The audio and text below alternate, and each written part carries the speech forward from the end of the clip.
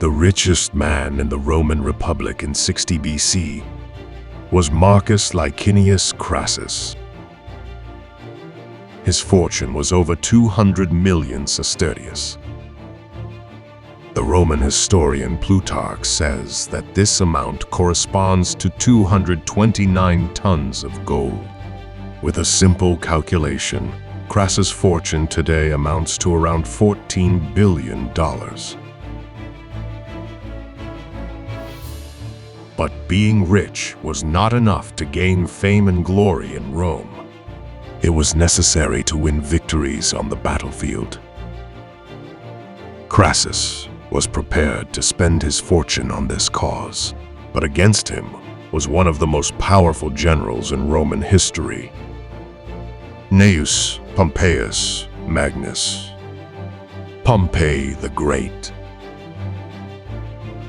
By 60 BC, the tension between the two had reached its peak. Rome was plunged into a civil war, as it had 30 years ago.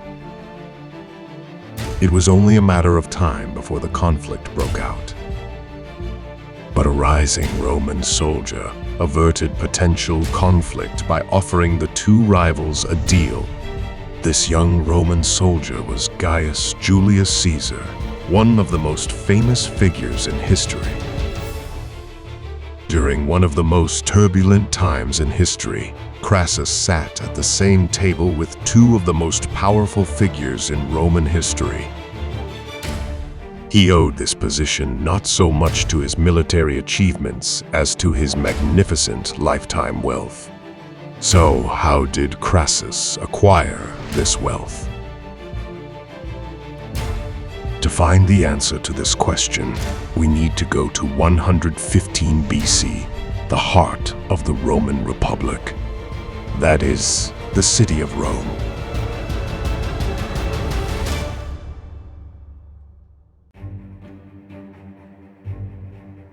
Crassus was born in Rome in 115 BC. His family was not noble. However, he was a member of the Licinian clan, and this clan belonged to a highly respected plebeian lineage. The fact that their family members were active in the Senate helped them accumulate some wealth over time. Part of their wealth was the silver mines they owned. The family position was further enhanced when Crassus' father, Publius, was elected consul in 97 BC and later served as governor of Spain. Like most Roman governors, Publius had grown considerably during his tenure as governor.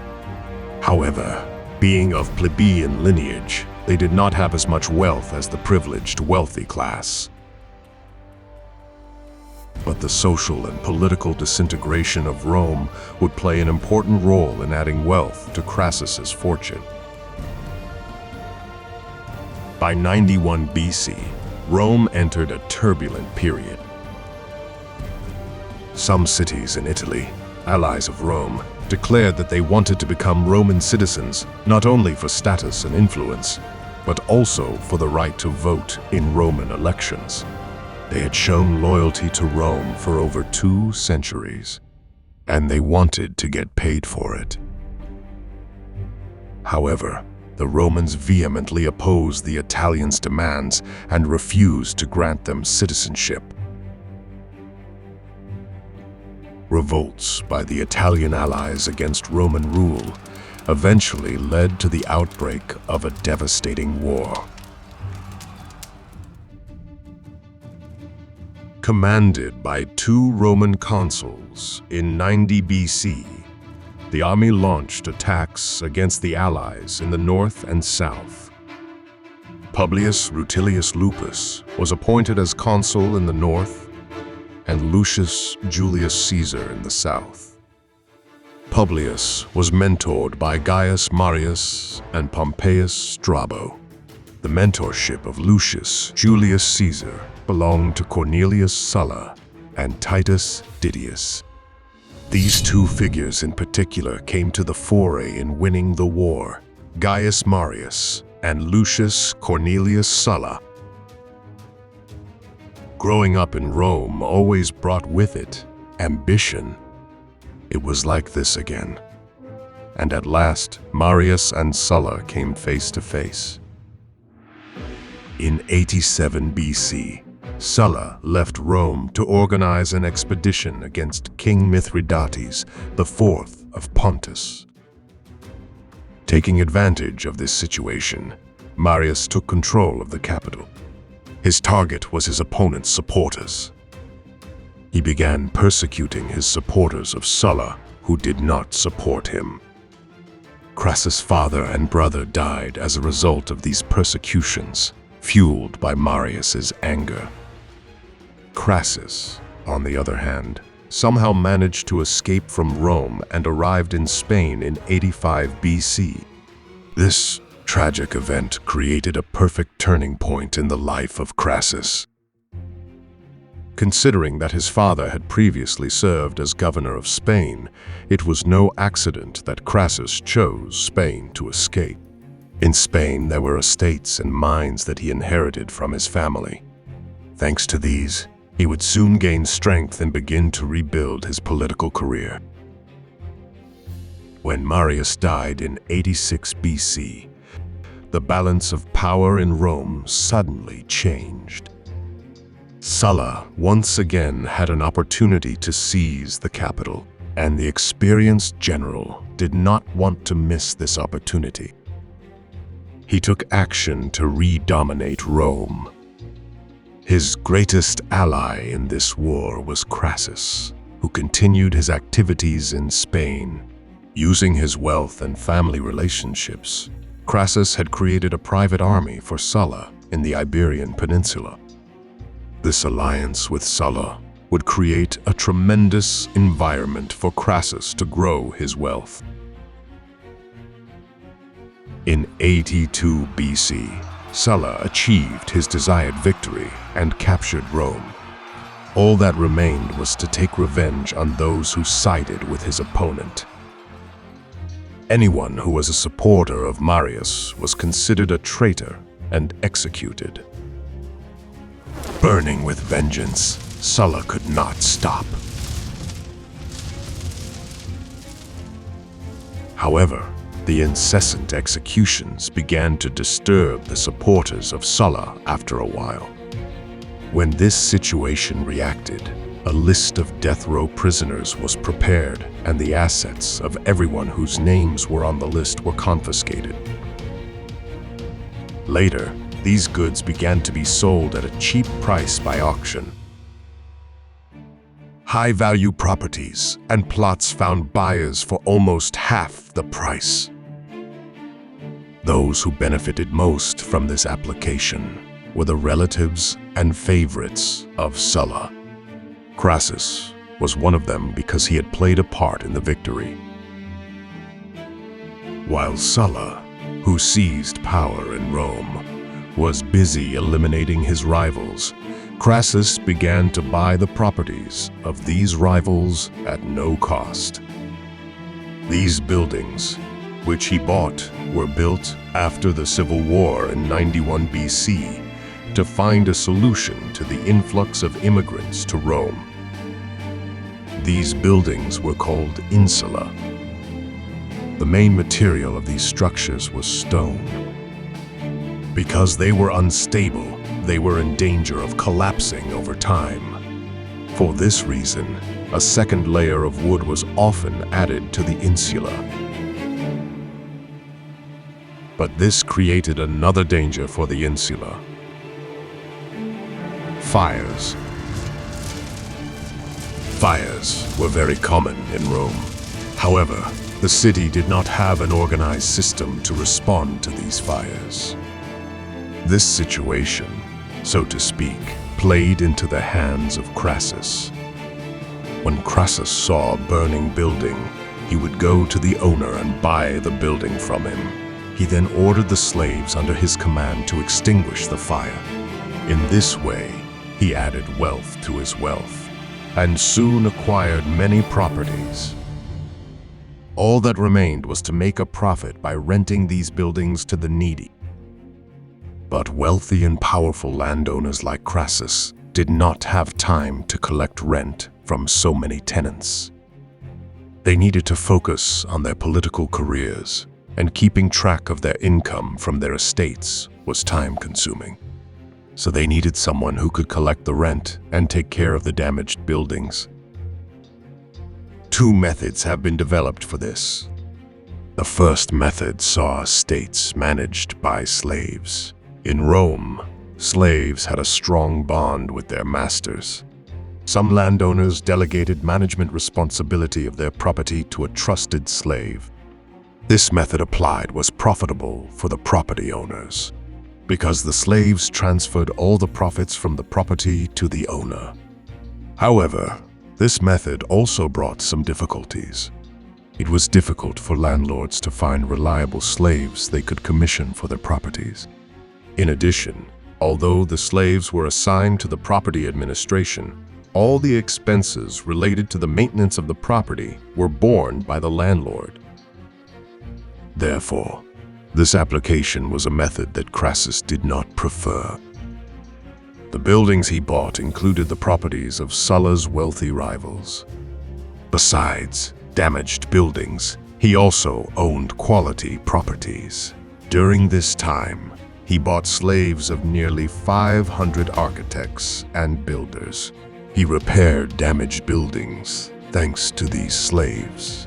He then gave the buildings he owned to primary tenants to manage. Primary tenants were people who bought a property and had full rights to that property. They paid the landlord a fixed annual amount. They would then try to make more money than they gave the owner and manage the property independently. Although this method seemed like a low-profit deal for the landlord, it was quite beneficial. The owner was not dealing with daily expenses. In addition, since he received a one-year advance rent, he was not affected by the negativities such as the departure of the tenant or the late payment of the rent.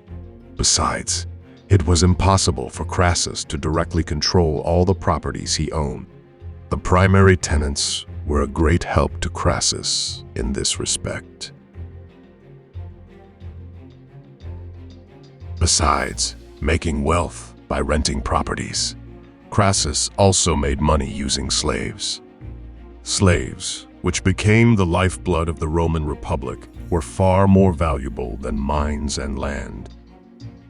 These slaves, who were employed as hard laborers or assigned as teachers, doctors, butlers, or architects, were of great importance in facilitating daily life in Rome. But for a slave, life could also be quite painful. High-profile slaves had a more comfortable life than others. But the same could not be said for unskilled slaves or slaves who were made to fight to the death as gladiators. Their life was quite difficult. This social injustice led to several slave revolts over time. The most prominent of these revolts was the Third Slave Revolt, started by a slave named Spartacus.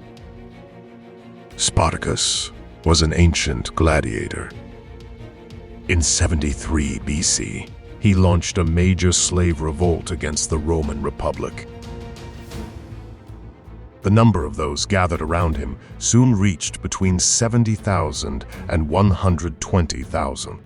This army, mostly composed of slaves, was a serious threat to the Roman Republic. Spartacus defeated two separate Roman armies until 71 BC. His target was Rome, the capital of the Republic. The Senate initially did not give due attention to the slave revolt, but the successive victories of the slave army made them realize the extent of the danger. They needed a strong army and a skilled general to suppress the rebellion. The most suitable candidate for this post was Crassus, who at that time had been appointed military chief justice or praetor. Crassus was put at the head of the army. He was given 40,000 soldiers, composed of the best legions of Rome. Spartacus and his army were cornered and defeated by Crassus' 8 legions in Lucania, in southern Italy. Some of them died in the war. Some of them managed to escape from the war. However, they were also captured and killed by Crassus' rival, Pompey. The 6,000 surviving slaves were crucified on Crassus' orders along the Appian Way, which connected Italy with Rome. This brutal spectacle would remind potential rebels not to even think about starting an uprising. The war actually ended in 71 BC. It was time for Crassus to return to Rome. He had suppressed a great rebellion and expected to be honored for this victory. However, nothing turned out as he had hoped. Crassus had defeated Spartacus on the battlefield and saved Italy and Rome. However, Pompey took all the credit for cleaning up the remnants of the slave army. Crassus's share was a simple ceremony. Yes, Crassus was a rich man. He owned many properties, lands, works of art, sculptures. He even bought most of Aristotle's library. However, unlike his contemporaries, he did not publicly display his wealth. He treated the Roman people as kindly as possible. Thus, he gradually climbed the ladder of wealth by gaining the trust of the people. But wealth alone meant nothing to him. All he ever wanted was reputation.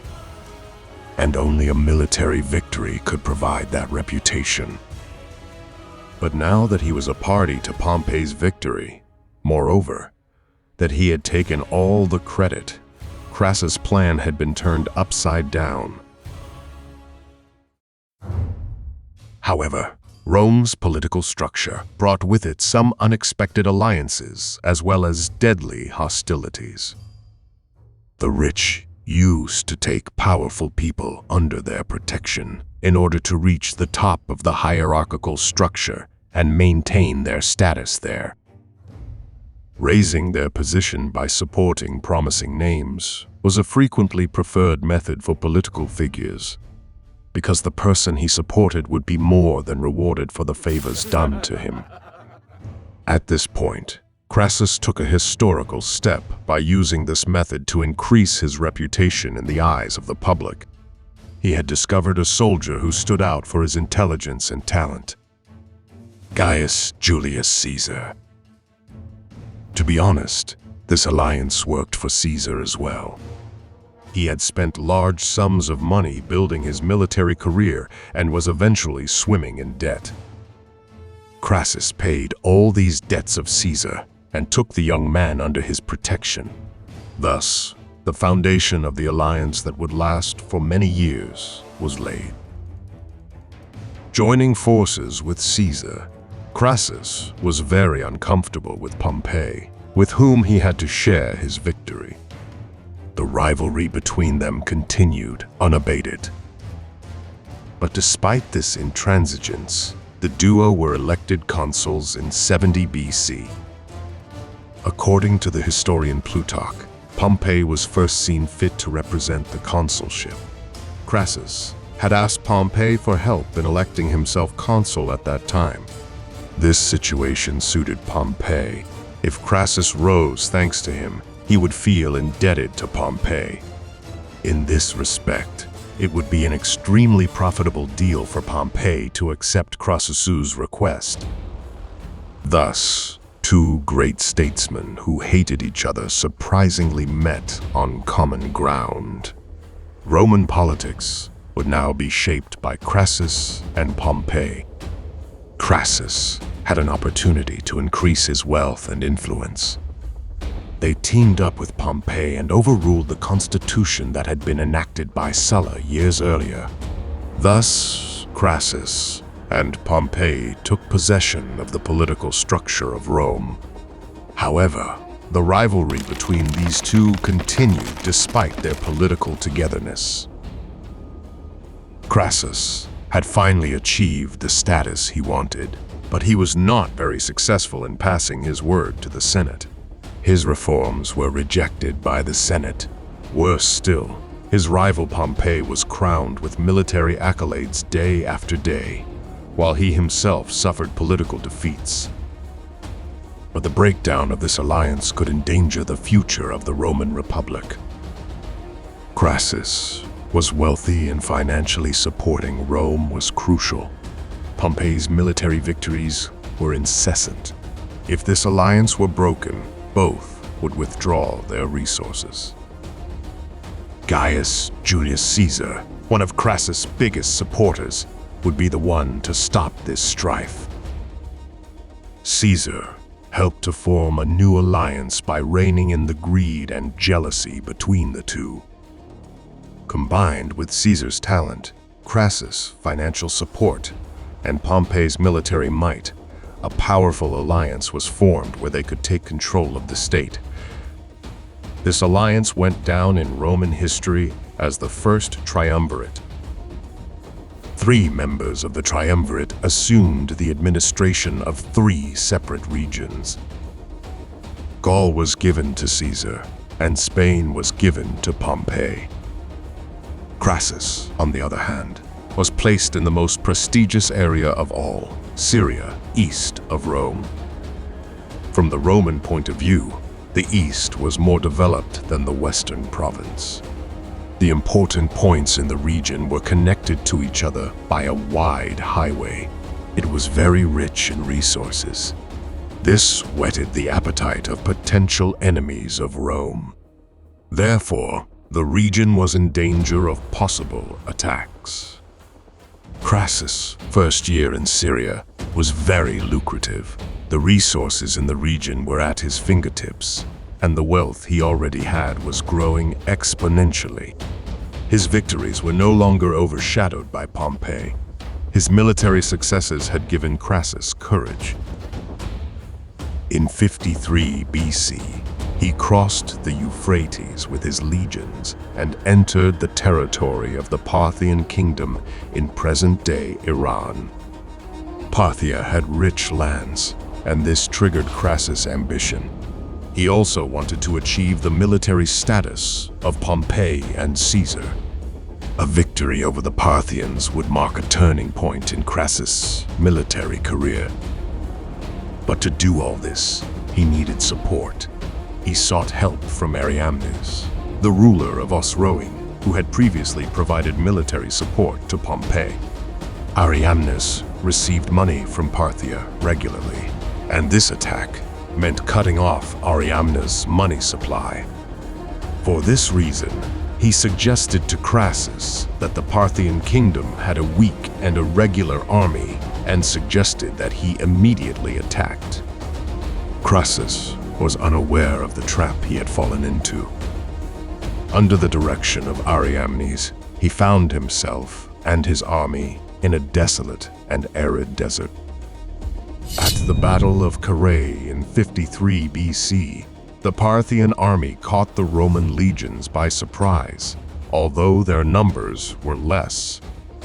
Crassus and his army suffered serious losses in the battle. A group of soldiers, including Crassus, managed to withdraw. The thousands they left behind were massacred by the Parthians. The Parthian general, Serena, sent a message to the Romans, requesting a meeting. Crassus did not want to admit defeat and meet with the general, but he was faced with yet another danger. His legions were on the verge of rebellion. If he did not agree to meet, his army could rise at any moment. He then agreed to meet with Parthian general Serena. But something went wrong during the negotiations. Roman historians say nothing about exactly what happened in these peace talks that resulted in Crassus' death. According to Plutarch's account, General Serena presents Crassus with a beautiful horse as a token of his goodwill. However, while Crassus accepted this gift and got on the horse, a quarrel broke out, and he was killed by the Parthian soldiers with his staff. The death of Crassus led to the disappearance of one of the sides of the inevitable struggle for the summit in Roman history. The rivalry between Crassus and Pompey gave way to the power struggle between Caesar and Pompey. The civil war process, which would occupy Rome for years, had now begun.